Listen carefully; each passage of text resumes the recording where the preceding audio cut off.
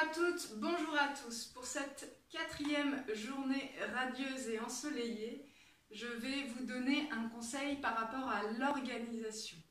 Je donne ce conseil avant tout pour les personnes qui ont vraiment déstructuré leur quotidien du fait qu'elles n'ont plus d'activité, peut-être avec cette sensation de perdre des repères. Je donne aussi ce conseil à toutes les personnes qui ont besoin justement de rituels, de routines pour que leur vie soit stable. Voilà. Je peux aussi peut-être par anticipation donner ce conseil à des personnes qui tiennent le coup, dans le sens où au fur et à mesure du temps, être sans activité, être sans repère, être sans pilier qui jalonne notre journée peut aussi nous faire perdre pied.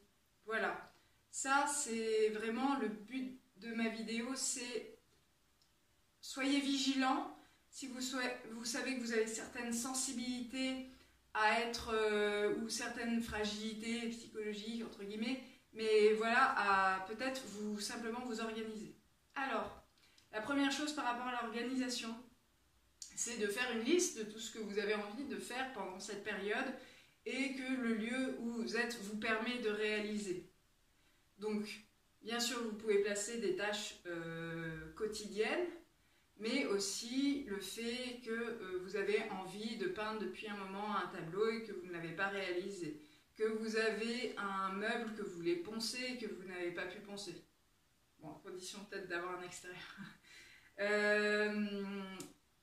De réaliser qu'est-ce qu'on pourrait avoir en ce moment, de retrier ses papiers. J'ai vu qu'il y avait beaucoup de personnes qui faisaient du ménage. Voilà, vous listez tout ce que vous pourriez faire, tout ce que aussi vous auriez envie de faire, parce que c'est bien de poser des choses qui nous font du bien pour pouvoir garder le cap sur la longueur.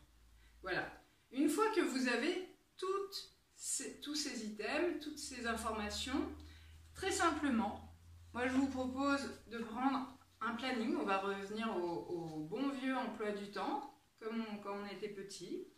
Alors, où là, par exemple celui-ci est par plage, matin, après-midi, soir, ou plus spécifiquement avec heure par heure.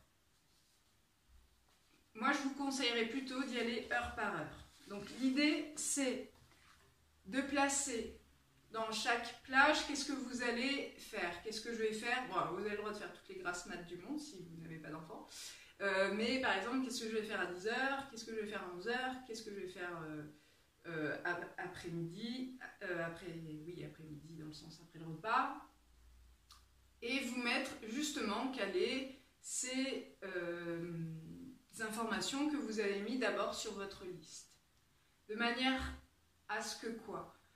De manière à ce qu'il y ait d'abord ce temps d'organisation, vraiment, où vous mettez chaque chose dans des plages horaires, avec l'idée aussi de mettre des moments où vous pouvez bien vous reposer.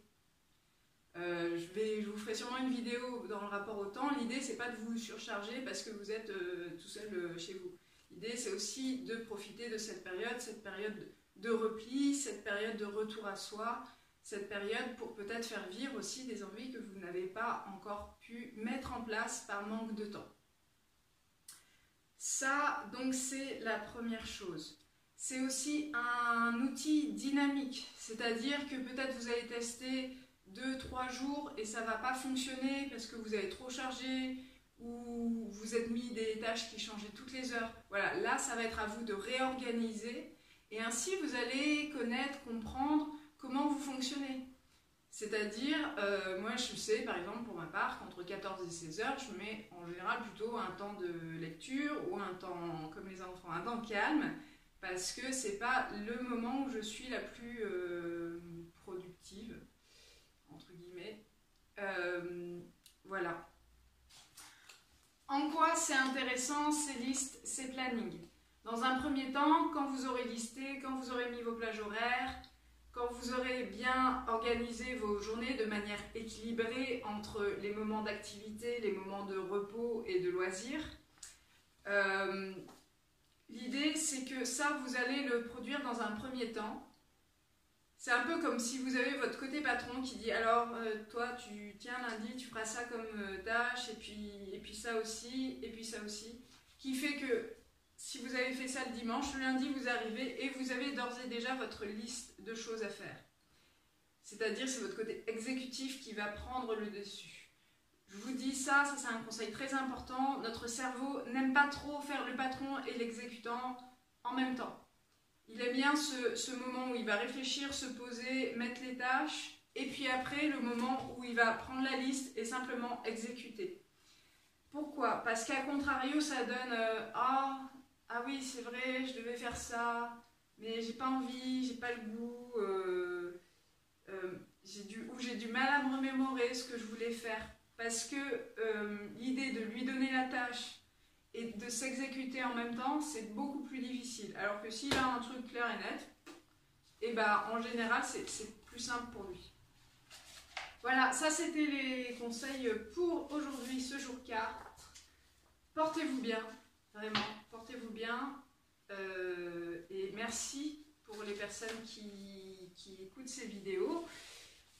Merci pour le ou les personnes à qui ça met du baume au cœur. C'est comme ça aussi qu'on s'entraîne de chacun à notre niveau.